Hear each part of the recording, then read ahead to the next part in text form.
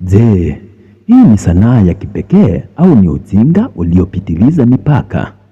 Huyu ni Embarambamba, msanii ambaye ameibua mijadala mikali kote Kenya, kutoka kuruka juu ya paa za nyumba, kuingia kwenye matope, hadi kuimba huku akikiangusha ovyo.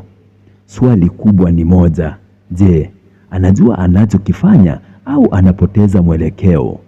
Karibu. Leo tunaingia ndani kabisa ya mjadala huu bila kupendelea upande wowote. Kumbuka kusubscribe ili upate makala moto ya kila wiki. Wapo wengi wanaomtazama Embarambamba na kusema wazi, hii si sanaa, hii ni fujo. Kwa nini?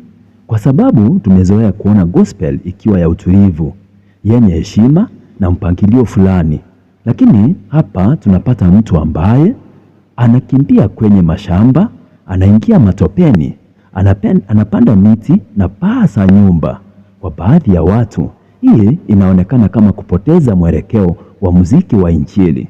Lakini je, huo ndio ukweli mzima? Huu ni ubunifu wa kiwango cha juu.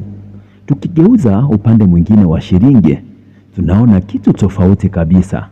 Katika dunia yenye kelele nyingi, kila mtu anajaribu kusikika, na hapa ndipo Embarambamba anaingia tofauti na wasanii wengi wa gospel. Embarambamba alichagua njia isiyo ya kawaida. Anajulikana kwa kuruka juu ya miti na paa za nyumba, kukimbia ndani ya maji au matope, kuimba huku akifanya vituko visivyotarajiwa. Mtindo huu ulimfanya ajulikane sana kwenye mitandao ya kijamii, hasa kupitia majukwaa kama YouTube na TikTok. Umaarufu wake uliongezeka haraka, lakini pia ulikuja na changamoto. Wapo wanaompenda kwa ubunifu wake, na wengine wanaona mtindo wake huendi na heshima ya muziki wa Injili. Wakati mwingine amewahi kukumbana na ukosoaji mkali kutoka kwa viongozi wa dini na wadau wa sanaa. Hata hivyo, Embarambamba amekuwa akisisitiza kuwa lengo lake ni kuvutia watu kwa njia ya kipekee ili wasikilize ujumbe wa Mungu. Kwa Embarambamba, muziki si burudani tu, ni huduma. Anaamini kuwa lazima ufanye kitu tofauti ili watu wasikilize katika dunia yenye kelele nyingi. Hii ndiyo sababu anatumia mbinu zisizo za kawaida ili kufikisha ujumbe wake.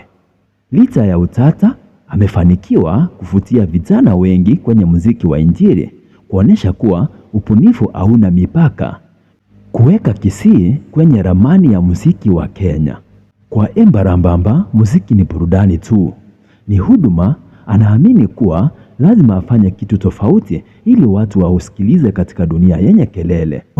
Wewe unaonaje? Je, Embarambamba ni msanii mbunifu anayevunja mipaka, au mfano wa kupitiliza unaohitaji kurekebishwa? Andika maoni yako hapo chini. Usisahau kulike, kushare na kusubscribe kwa uchambuzi zaidi kama huu. Na kumbuka, sanaa hubadilika kila siku, lakini si kila mabadiliko ni rahisi kueleweka. Niite Nyampunde Zack.